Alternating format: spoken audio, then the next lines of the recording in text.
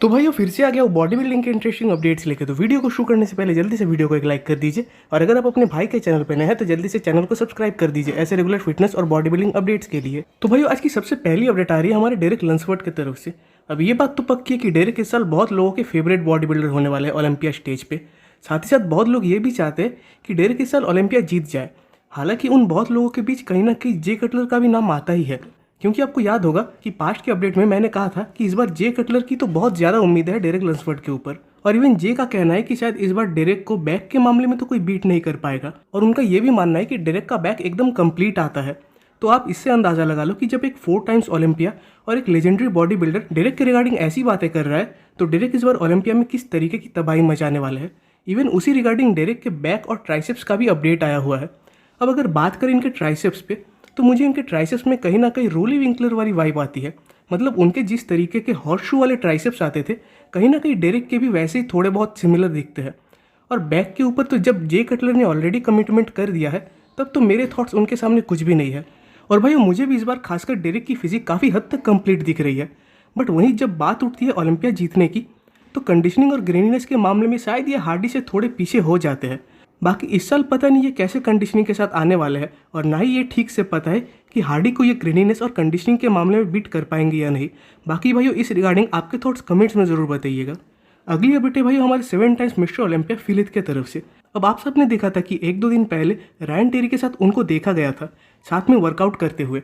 But अब भाई उनके तरफ से उनके खुद का ही एक पोस्ट आया हुआ है जिसमें कि वो अपने फिजिक कंडीशनिंग को शो कर रहे हैं। अब भाई बाकियों का तो पता नहीं, बट मुझे कहीं ना कहीं इनके फिजिक को देखकर ऐसा तो लग रहा है कि ये अगले साल ही ना कम्पीट कर दे, क्योंकि रिटायरमेंट के बाद भी इतना ज़्यादा साइज कैरी करना, वो भी इतनी कंडीशनिंग के साथ, तो इसमें कुछ गड़बड़ तो है।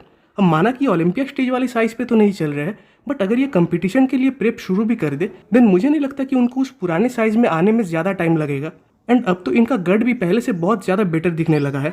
हालांकि प्रीवियस में उन्होंने सर्जरी भी करवाया था, बट खासकर फील की ये फिजिक मुझे तो काफ़ी ज़्यादा बढ़िया लगी। इवन अगर आप नोटिस करोगे तो ओलंपिया स्टेज पे फील के बाइसेप्स में जैसे स्ट्राइशंस देखने मिलते थे, इस अपडेट में भी आप उनको देख पाओगे।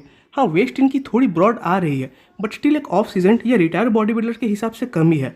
इवन अभी भी फील के फिजिक में वो फुलरनेस, वो राउंडनेस है।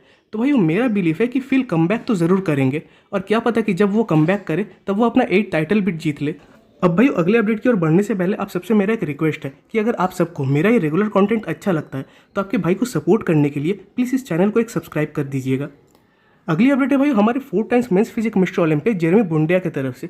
अब इस अपडेट को देखकर तो मैं कुछ देर के लिए सरप्राइज था, क्योंकि मुझे पर्सनली ऐसा लगता है कि इस साल फिर से हम लोग जेरेमी के पास्ट ओलंपिया फिजिक को स्टेज पे देखने वाले हैं, वो भी एक इम्प्रूव वर्जन के साथ। क्योंकि इस अपडेट में खासकर जेरेमी का जो वेस्ट है वो सही में बहुत ही ज़्यादा स्मॉल आ रहा है उनके फ्रेम के सामने। अब ये तो पता नहीं कि इनका जो वेस्ट है वो 24 इंचेस का है या नहीं, बट पर्सनली मुझे ये काफ़ी छोटा दिख रहा है। बट माना कि जेरेमी का वेस्ट छोटा आ रहा है, बट उसके साथ साथ ही उनके अपर फिजिक में अच्छा खासा साइज और बढ़िया वी टेपर फ्रेम भी देखने मिल रहा है।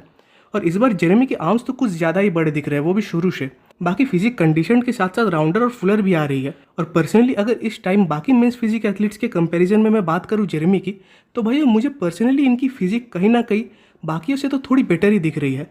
हाँ, कंडीशनिंग को अगर ये और थोड़ा एनहांस करके स्टेज पे आ जाए, देन मेरे ख्याल से ये अपना 5th टाइटल जीत ही लेंगे। बाकी भाइयों इस रिगार्डिंग आपके थॉट्स कमेंट्स में ज़रूर बताइए। अगली अपडेट है भाई हमारे प्रीवियस 212 मिस्टर ओलंपिया कमाल एल्गार्डनी की तरफ से।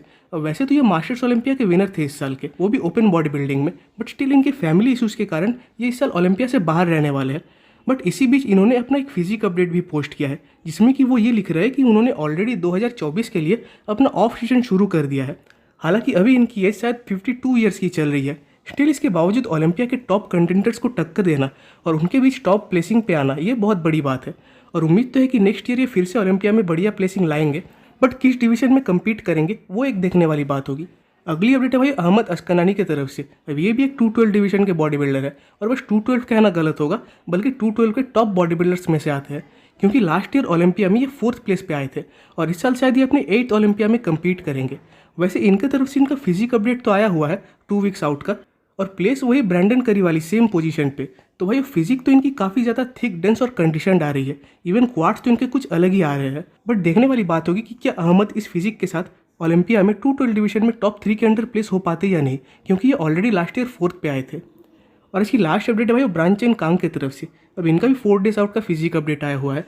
और ये कम्पीट करेंगे जापान पुरुषों में। वैसे इनके फिजिक के ऊपर ऑलरेडी कल हम लोगों ने डिस्कस किया था, बट भाई कल मुझे एक डाउट था कि ये जापान पुरुषों किस ईयर के ओलंपिया क्वालिफिकेशन के लिए होने वाला है, मतलब 2023 या 2024। बट अब क्लियर है कि 2024 के ओलंपिया के लिए क्वालिफिकेशन शो होने वाला है। और ब्रांड जिस तरीके की फिजिक को अभी कैरी कर रहे हैं तो मेरे ख्याल से ये जापान पुरुषों को जीत भी जाएंगे, क्योंकि मुझे इनको टक्कर देने वाला तो कोई एथलीट इस लाइनअप में नहीं दिख रहा। और शायद ये 2024 ओलंपिया के लिए एक अर्ली क्वालिफिकेशन भी ले। तो भाई आज की वीडियो पे खत्म होती है। कमेंट्स में जरूर बताइएगा कि आपको वीडियो कैसा लगा। वीडियो अच्छी लगे तो वीडियो को एक लाइक कर दीजिए और नेक्स्ट वीडियोस के अपडेट सबसे पहले पाने के लिए चैनल को सब्सक्राइब कर दे और बेल आइकन को प्रेस कर दे।